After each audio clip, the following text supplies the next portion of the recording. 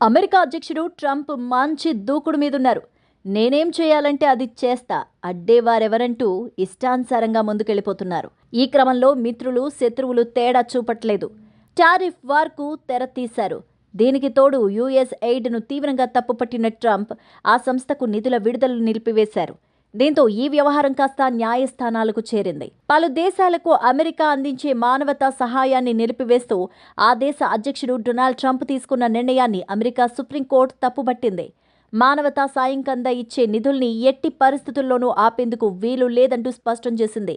ఇటీవలే అమెరికా అధ్యక్షుడు Donald Trump విదేశాలకు అందిస్తున్న మానవతా సాయాన్ని నిలిపివేస్తూ ఆదేశాలిచ్చారు. అమెరికా ఫస్ట్ పాలసీలో భాగంగా ఈ మేరకు నిర్ణయం తీసుకున్నట్టు ట్రంప్ తెలిపారు. ఉక్రెయిన్తో పాటు వివిధ దేశాలకు అమెరికా చేస్తున్న ఆర్థిక సాయాన్ని నిలిపివేస్తున్నామన్నారు. నిధుల విడుదలను ఆపేయాలంటూ ఉత్తర్వుల్లో సూచించారు.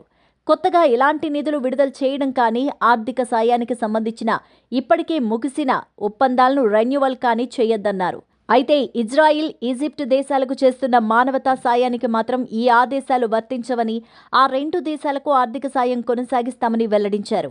అత్యవసర మందులు, ఆహారం, సైనిక సాయం కోసం నిధులు అందిస్తామన్నారు. దీంతో ట్రంప్ నిర్ణయాన్ని వ్యతిరేకిస్తూ అమెరికా సుప్రీంకోర్టులో పెద్ద ఎత్తునే పిటిషన్స్ దాఖలయ్యాయి. ఆ పిటిషన్స్పై విచారణ చేపట్టిన అమెరికా సుప్రీంకోర్టు సాయాన్ని కొనసాగించాలని ప్రభుత్వానికి సూచించింది. ఒకవేళ ఇప్పటికే ఆ నిధుల్ని నిలిపివేస్తే వెంటనే సంబంధిత దేశాలకు చెల్లించాలని కూడా ఆదేశించింది.